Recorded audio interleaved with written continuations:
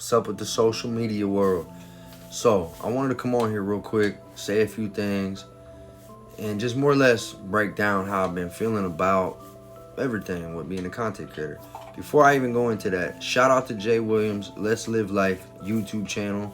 He also has a TikTok that he recently started getting on, and an Instagram. I think it's Jay Let's Live Life on Instagram, but same name for TikTok. Well, I've already made videos talking about how me and him linked up a couple come here, girl. I was gonna show y'all the puppy, but she ran. We linked up recently and was pretty much collabing and whatnot. We did like a couple live sessions together. I dropped a couple shorts. But just now we did our actual official interview for his YouTube channel where it could take a couple days to a week to drop. I have no idea. But I was just letting you guys know that, that happened and letting him know how much it means to me, a larger creator like that taking the time to work with, what's still considered a smaller creator like me. And it's a great feeling. It's, just like the same feeling I got with what I have planned for December 6th. Christopher Life Willers, who's also a larger content creator. Me and him have an interview. And I've already done three other ones. So this is like really starting to become surreal for me that this is five famous prison creators four prison creators and one regular podcast because they Get a Grip podcast just does everything. But it's some people who try to do this and they can't even get one interview, or they might get one interview a year. I've been home 22 months and I'm about to do my fifth interview.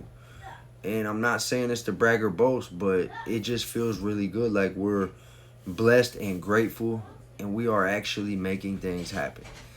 And I've said this before. It's not about trying to get rich. I know a lot of people think that we are getting rich because some of these creators that you guys watch a lot, they are making enough money to like live better than they were before. We're not quite there yet. It is a side hustle for us on Facebook.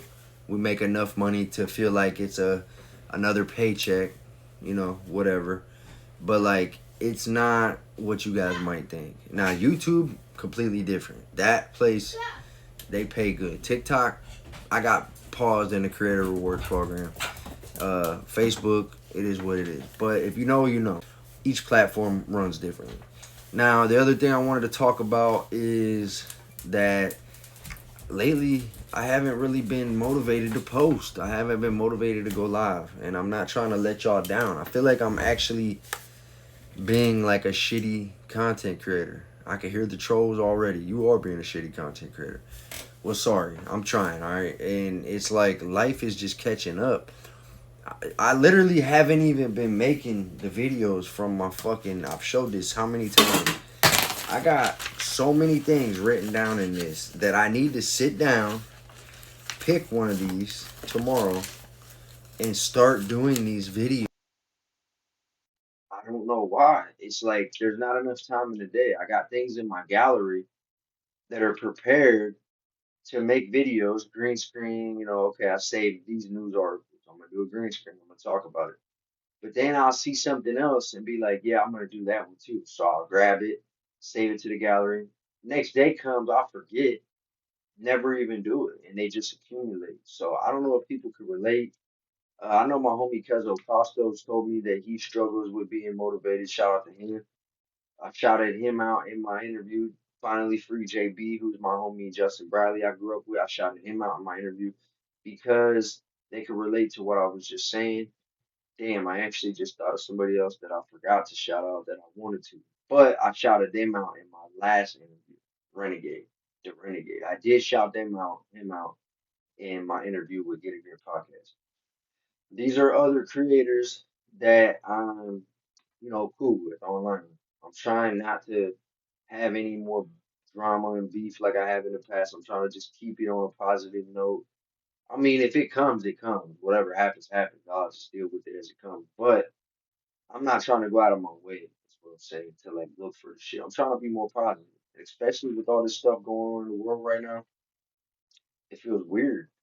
It feels like the world and humanity is coming into the next chapter. Hopefully, this is us awakening as a humanity, as a species, saying this is what it is. Maybe Three Eye Atlas really is, a mothership. Maybe there really is other sentient beings, life forces in the world. Maybe we're gonna live amongst each other. Who knows? Maybe everybody in the government's gonna say that they've been lying to us for all these years. I don't know. But like I said before, I got it tatted all over my body, and people consider me a fucking conspiracy theorist for believing in this shit. And now finally, I feel like we're gonna be able to say, well, we was right the whole time. That's kind of irrelevant to everything I've been talking about up until this point. But I'm more or less saying I could feel a change coming. And part of that is me growing up. Some of the stuff I just talked about on that interview was touchy. I really did get into some touchy shit that I didn't want to talk about, but I do because I look at this like a counseling session. So in a way, I want to reach the right people. You know, we had said something about reaching the people before they find themselves in that situation. I already know I'm not gonna stop mankind from getting in trouble and going to prison. Little old me is not gonna do that. But if I happen to come across me and you decide to take the time to watch what I got to say, maybe I could make a little bit of a change. I don't know. I'm hoping so. But other than that, this has just been fun doing it. I started out with 0 followers. I created a Facebook, I created a TikTok, and I created a YouTube, and I created an Instagram, and I created a Snapchat. And they all had 0 followers when I first came home. And it just feels really good that minus Monique's 15,000 on her Facebook, we got 55K combined. And that's also including her 15K. But that's also every platform combined. Me and her are a team. So no matter what I got going on, she does, and whatever she got going on, I do. That's how we're gonna look at this. So speaking of her, maybe you guys will want to go follow her. By the way, Monique Swanger on Facebook. That's in her Instagram too. We both barely use those. Maybe we need to start using them more. I shouted it out on my interview because he asked me, "What do you want to tell him where to find you?" I let it be known I got like 300 people on my Instagram because I ain't really using it. But I would. If there was a following there, I would use it. So, to all the other creators that's helped me along the way, which is a long list, I've already made that video like, what, a week or two ago? It was 12 people, 13 people that are considered internet famous that all played a role in my story. Everything from them dropping a comment on my video, all the way to us having each other's phone numbers, all the way to us working together and doing collabs. I got that many people who the internet considers to be viral internet famous people playing a role in my life. That means I have a doorway I can walk through. I have possibilities and capabilities that I don't want to just squander that gift. I want to really make this into something. It's becoming a dream. That's why my name is Packy Visions TV.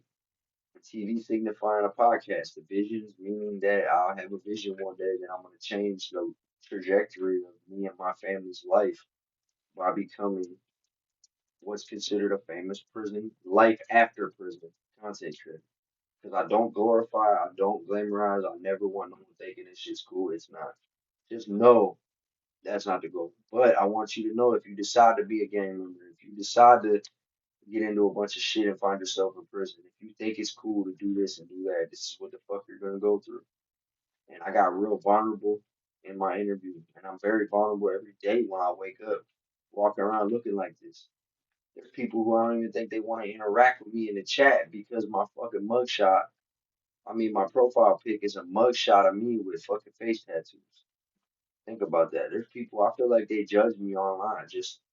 I've seen people look at my comment and see it, and then they like skip over it and shit. I feel like they're doing it just because of how I look. I don't know. But, alright, there I go using up a whole 10-minute video. Alright, everybody. I just got too much to say and not enough time. It's crazy, but that's why we become content creators. Stay safe, stay free, stay blessed.